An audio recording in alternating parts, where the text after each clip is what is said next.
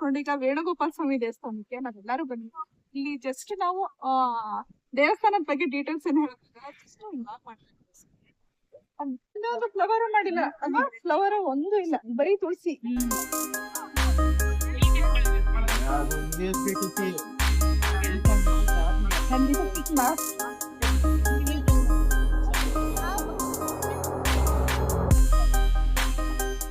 Hampi design ಮಾಡಿದ್ದಾರೆ. ಅಂದ್ರೆ ಹಂಪಿ ಅಷ್ಟು ಬ್ಯೂಟಿಫುಲ್ ಆಗಿಲ್ಲ, ಇದು ಹೊಸ ಕೆತ್ತನೆಗಳಿವೆಲ್ಲ.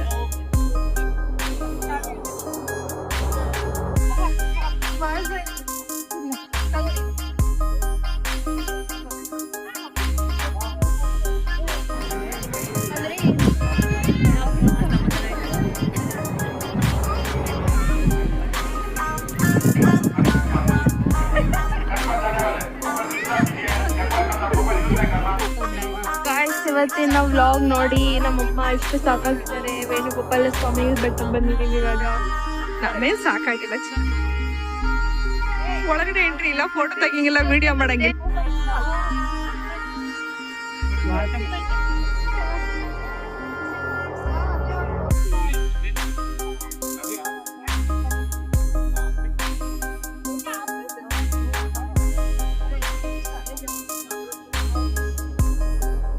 ಇಲ್ಲೆಲ್ಲ ಫುಲ್ ರಿಸ್ಟ್ರಿಕ್ಷನ್, ಅಲ್ಲಿ ಹೋಗಂಗಿಲ್ಲ.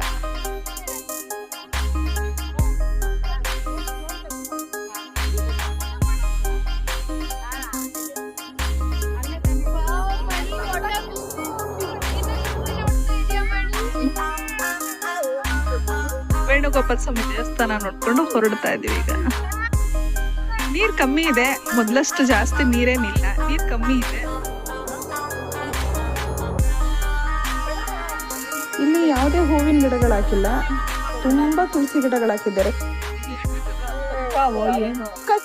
ಅದು ನೀರಿರೋ ಜಾಗಕ್ಕೆ ಹೋದಾಗ ಕೆಲವು ಬಂಡೆಗಳಿರುತ್ತೆ, ಅಲ್ಲಿ ಬಿರುಕುಗಳಿರುತ್ತೆ. ಬಿರುಕುಗಳಿರೋಂಥ ಬಂಡೆಗಳ ಹತ್ರ ಹೋಗಿ ಕೂರಕ್ಕೆ ಹೋಗ್ಬೇಡಿ, ಯಾಕಂದ್ರೆ ಇಲ್ಲಿ ಹಾವಿತ್ತು. ನಾವು ನೋಡ್ದಂಗೆ ಇಲ್ಲಿ ನೀರು ಹಾವು ಅಂದ್ರೆ ನೀರಳೆ ಹಾವು ಅಂತ ಹೇಳ್ತಾರೆ, ನೀರಳೆ ಹಾವು ಇತ್ತು. ಹುಷಾರಾಗಿ ಮಕ್ಕಳಾಗ್ಲಿ ದೊಡ್ಡವರಾಗ್ಲಿ ಹೋಗಿ ಕೂರ್ಬೇಕಾದ್ರೆ ಸ್ವಲ್ಪ ನೋಡಿ ಅಲ್ಲಿ ಹೋಗಿ ಕುತ್ಕೊಳ್ಳಿ ಅಂತ ಹೇಳೋದಕ್ಕೆ ಇಷ್ಟಪಡ್ತೀನಿ. ಬಂಡೆಗಳ ಹತ್ರ ಕುತ್ಕೊಳ್ಳೋದಕ್ಕಿಂತ ಮುಂಚೆ ಸ್ವಲ್ಪ ಯೋಚಿಸಿ, ಅಲ್ಲಿ ಬಿರುಕುಗಳಿದ್ರೆ ಯಾವುದೇ ಕಾರಣಕ್ಕೂ ಕೂರೋದಕ್ಕೆ ಹೋಗ್ಬಿಡಿ, ತುಂಬ ಸೇಫ್ ಇರಲ್ಲ.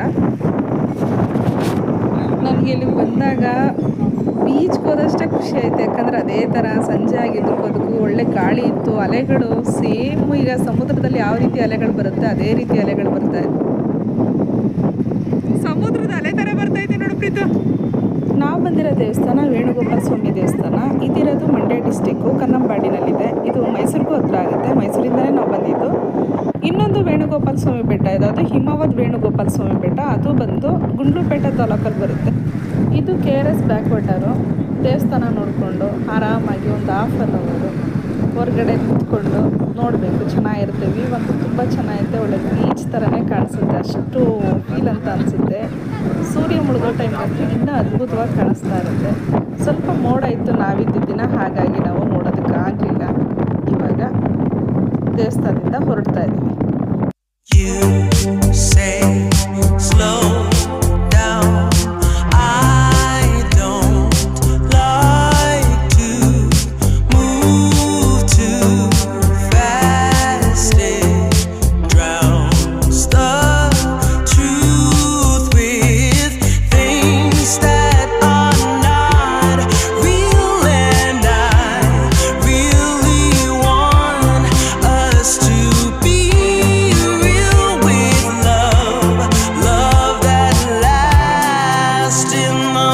I messed up.